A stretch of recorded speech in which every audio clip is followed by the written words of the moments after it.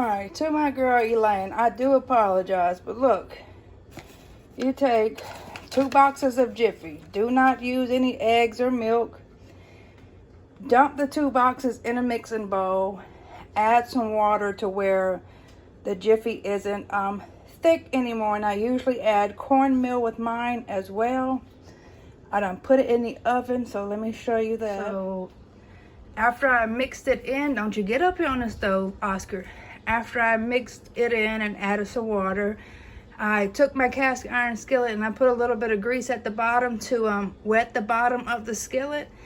And then you pour out that leftover grease into your mixing bowl of Jiffy, and then you stir it around again. I'm sorry, Oscar's trying to get up here. Stir it around again. Don't you touch the stove.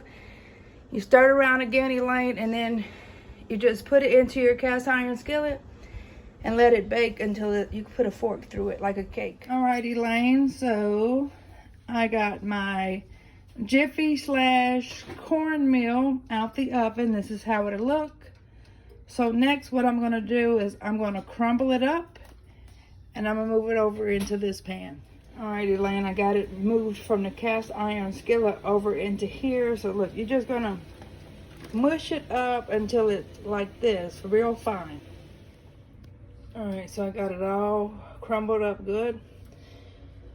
Y'all know how kids don't like onions, so you got to dice them up really, really thin so they can't even tell that the onions are in there. So we'll just simply add the onions and I'll scoop the rest off the plate. All right, next thing we need is a stick of butter. So there's my stick of butter.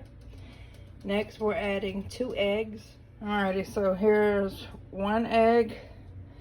There's number 2 egg. Now next we'll need 2 cans of cream of chicken and 2 cans of cream of celery. Alright, there's my 2 cans of cream of celery that I'm getting ready to add over into my pan. If you can't find the 2 small cans of cream of chicken, you can just get a big can like I did. I've already got my cream of celery in there. Now I'm getting ready to add the cream of chicken. Alright, so what I'm going to do now, I'm going to go ahead and mix this in real good. Whip it up real good. Alright, I got 2 of these because I don't know how much I'm going to need. But I have mixed this in really, really good.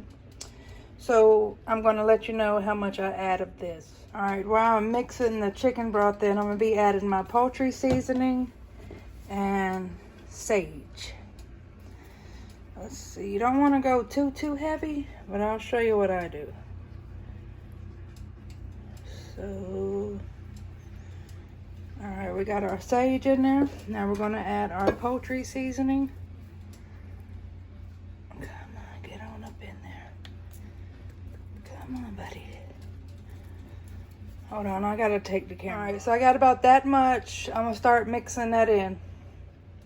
Alright, so this is kind of like the color you want it, and I've used half of it so far, and I need to use a little bit more. You don't want it too thick. Let me stir this in. Alright, so I only use about, let me see, I got about that much left. This is how it's looking. I'm getting ready to put it in the oven at 350 degrees. Until it browns on the top, and I'll show you how it looks after. Alright, here is my homemade dressing, Elaine. For anybody else that's watching, y'all go subscribe to Elaine Leany Perez. Link is in the description.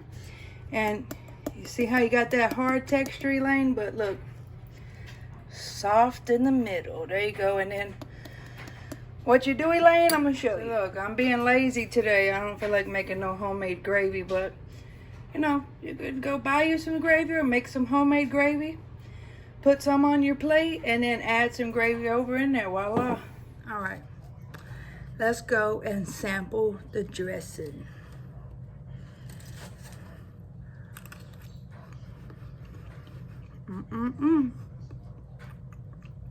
And I'm going to tell y'all something else y'all could do with that gravy.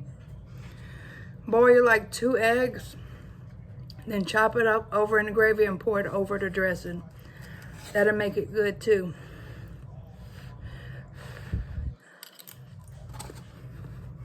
That's good. Hope you like this recipe, Elaine, and everybody else that's watching. Thank you for watching. It's an easy recipe to make. I usually only make it once a year at Thanksgiving, but we've been craving it here recently, and that's how you do it.